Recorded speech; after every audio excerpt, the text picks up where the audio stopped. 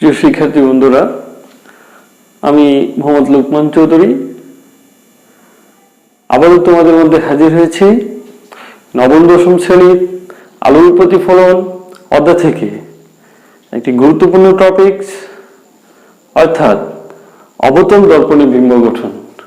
প্রিয় শিক্ষার্থী বন্ধুরা, তোমরা এই ক্লাসের পূর্বের ক্লাসে জেনেছ যে উত্তল দর্পণ কেবলমাত্র অবাস্তব বিম্ব গঠন করে।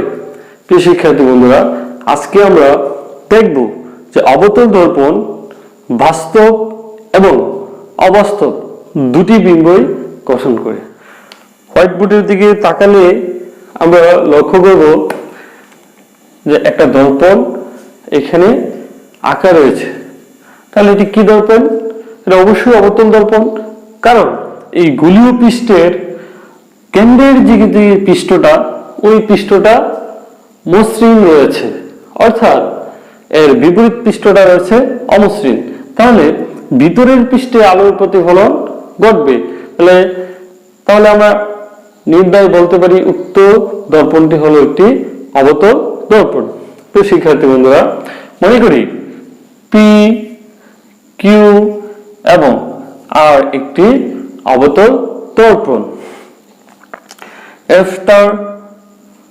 এফ হচ্ছে দর্পণের প্রধান ফোকাস এবং সি হচ্ছে বক্রতার কেন্দ্র।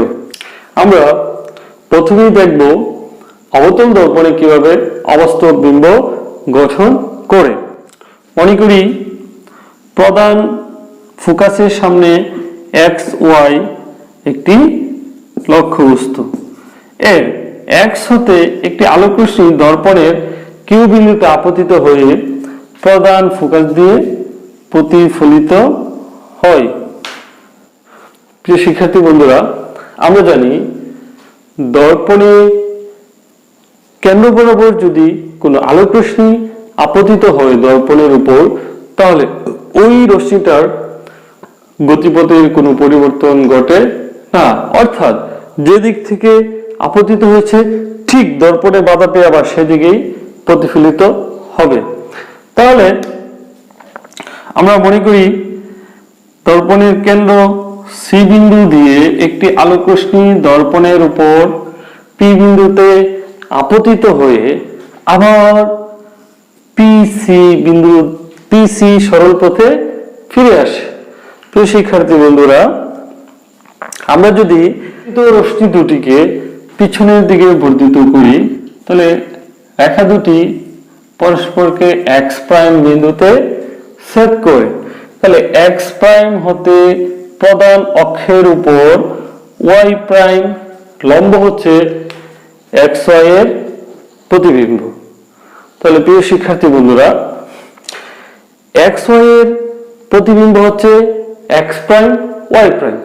তাহলে এটার আকৃতি অবশ্যই এক্স ওয়াই থেকে বড় হবে। তাহলে আমরা বলতে পারি প্রতিবিম্বের আকৃতি হচ্ছে বিবর্তিত, অর্থাৎ বড়। তাহলে আমরা লিখতে পারি যে প্রতিবিম্বের আকৃতি, তাহলে আকৃতিটা কি? এক্স ওয়াই থেকে অবশ্যই এক্স প্রাইম ওয়াই প্রাইম বড়, তাহলে আকৃতি হবে বড় অথবা বিবর্ধিত। প্রিয় শিক্ষার্থী বন্ধুরা, আমরা যদি একটু প্রতিবিম্বের প্রকৃতির দিকে খেয়াল করি, তাহলে কি পাই? একটু আসো, প্রকৃতিতে আমরা পাই যে এটি একটি অবাস্তব প্রতিবিম্ব। কারণ বাস্তবে দেখো, যদি এদিক থেকে রেখা দুটি মিলিত হতো তাহলে কি বাস্তব বিম্ব গঠিত হতো। যেহেতু আমাদের বাস্তবে মিলিত হওয়া সম্ভব নয়, তাই আমরা কাল্পনিক রেখা বর্ধিত করে তাকে মিলিত করেছি। তাহলে কাল্পনিক রেখা বর্ধিত হয়ে যে প্রতিবিম্বটা গঠন করেছে সেটাকে আমরা বলি অবাস্তব প্রতিবিম্ব। তাহলে প্রকৃতি হবে অবাস্তব এবং একটু খেয়াল করো, লক্ষ্যবস্তুর উপরের দিকে ছিল এক্স প্রান্ত, ঠিক প্রতিবিম্বের উপরের দিকে রয়েছে এক্স প্রাইম প্রান্ত। তাহলে আমরা বলতে পারি যে লক্ষ্যবস্তু এবং প্রতিবিম্ব হচ্ছে সোজা, অর্থাৎ লক্ষ্যবস্তুর সাপেক্ষে উৎপন্ন প্রতিবিম্ব হচ্ছে সোজা। তাহলে প্রকৃতি হচ্ছে সোজা। প্রিয় শিক্ষার্থী বন্ধুরা, আমরা আকৃতি এবং প্রকৃতি দেখলাম। তারপরে যদি অবস্থান দেখি, অবস্থান হচ্ছে দর্পণের পিছনে, দর্পণের পিছনে। শিক্ষার্থী বন্ধুরা, এভাবেই একটি অবতল দর্পণ অবাস্তব বিম্ব গঠন করে। প্রিয় শিক্ষার্থী বন্ধুরা, আমরা এখন দেখব একটি অবতল দর্পণে কিভাবে বাস্তব বিম্ব গঠন করে। আমরা মনে করি পি কিউ আর একটি অবতল দর্পণ। এফ হচ্ছে দর্পণটির প্রধান ফোকাস, সি হচ্ছে দর্পণটির বক্রতার কেন্দ্র। আমরা যদি প্রধান ফোকাস এবং বক্রতার কেন্দ্রের মাঝখানে একটি লক্ষ্যবস্তু রাখি, তোমরা একটু খেয়াল করো, মনে করি এক্স ওয়াই একটি লক্ষ্যবস্তু। লক্ষ্যবস্তুটির অবস্থান কোথায়? প্রধান ফোকাসের বাহিরে কিন্তু বক্রতার কেন্দ্রের সামনে। এক্স হতে একটি আলোকরশ্মি দর্পণের উপর পি বিন্দুতে আপতিত হলো। আমরা জানি প্রধান অক্ষের সমান্তরালে যদি কোনো আলোকরশ্মি দর্পণের উপর আপতিত হয়ে প্রধান ফোকাস দিয়ে প্রতিফলিত হয়। অনুরূপভাবে রেখাটি প্রধান ফোকাস দিয়ে প্রতিফলিত হয়ে পি এস পথে ফিরে এসেছে। আরেকটি আলোকরশ্মি এক্স বিন্দু হতে প্রধান ফোকাস দিয়ে দর্পণের উপর আর বিন্দুতে আপতিত হয়ে লক্ষ্যবস্তু হতে একটি আলোকরশ্মি দর্পণের পি বিন্দুতে আপতিত হয়ে প্রধান ফোকাস দিয়ে প্রতিফলিত হয়েছে, অর্থাৎ প্রতিফলিত হয়েছে। অপর একটি রশ্মি এক্স বিন্দু হতে, অর্থাৎ লক্ষ্যবস্তুর এক্স বিন্দু হতে প্রধান ফোকাস দিয়ে আপতিত হয়ে আর বিন্দুতে বাধা পেয়ে, অর্থাৎ দর্পণের উপর আপতিত হয়ে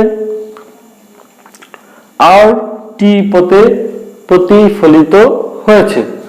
তাহলে পি এস এবং আর টি প্রতিফলিত রশ্মি দুটি পরস্পরকে এক্স প্রাইম বিন্দুতে ছেদ করেছে। তাহলে এক্স প্রাইম হতে দর্পণের উপর অঙ্কিত অবিলম্ব, অর্থাৎ Y prime, X prime Y prime হচ্ছে লক্ষ্যবস্তুটির প্রতিবিম্ব। প্রিয় শিক্ষার্থী বন্ধুরা, আমরা একটি এক্স ওয়াই লক্ষ্যবস্তুর প্রতিবিম্বের আকার সম্পর্কে একটু জানি। খেয়াল করো, আমরা যদি আকারের দিকে লক্ষ্য করি তাহলে এক্স ওয়াই ছিল লক্ষ্যবস্তু। তোমরা নিশ্চয়ই চিত্র থেকে দেখতে পাচ্ছ যে X prime Y prime X Y থেকে বড়, অর্থাৎ প্রতিবিম্বের আকার হচ্ছে বড় কিংবা বিবর্ধিত। প্রিয় শিক্ষার্থী বন্ধুরা, আমরা প্রকৃতির কথা যদি চিন্তা করি তাহলে একটু খেয়াল করো, এটা সরাসরি প্রতিফলিত রশ্মি দুটি সরাসরি একটি বিন্দুতে মিলিত হয়েছে বিধায় এটি বাস্তব বিম্ব গঠন করেছে। তাহলে প্রকৃত হবে কি? বাস্তব। বাস্তব ও একটু খেয়াল করো, লক্ষ্যবস্তুর এক্স প্রান্তটা ছিল উপরের দিকে, কিন্তু প্রতিবিম্বের এক্স প্রান্তটা হয়েছে প্রধান অক্ষের নিচের দিকে। তাহলে প্রতিবিম্বটা উল্টো গেল, অর্থাৎ প্রতিবিম্বটা প্রকৃতি হবে কি? উল্টো। তাহলে আমরা যদি অবস্থানের কথা চিন্তা করি, একটু খেয়াল করো, লক্ষ্যবস্তুর অবস্থানটা ছিল প্রধান ফোকাস এবং বক্রতার কেন্দ্রের মাঝখানে, কিন্তু প্রতিবিম্ব গঠিত হয়েছে বক্রতার কেন্দ্রের বাহিরে, তাহলে অবস্থানটা হবে বক্রতার কেন্দ্রের বাহিরে। প্রিয় শিক্ষার্থী বন্ধুরা, আমরা দুটি চিত্রের মাধ্যমে দেখতে পারলাম অবতল দর্পণে কিভাবে বাস্তব এবং অবাস্তব বিম্ব গঠিত হয়। আশা করি এতক্ষণ যারা আমাদের সাথে ছিল তারা আজকের এই ক্লাসটি বুঝতে পেরেছ এবং অবতল দর্পণে কিভাবে বাস্তব অবাস্তব বিম্ব গঠিত হয় তা ব্যাখ্যা করতে সক্ষম হবা, সে আশা ব্যক্ত রেখে আজকের ক্লাসটি এখানে শেষ করলাম। আবারও সবাইকে আন্তরিক অভিনন্দন ও ধন্যবাদ জানাচ্ছি। আসসালামু আলাইকুম।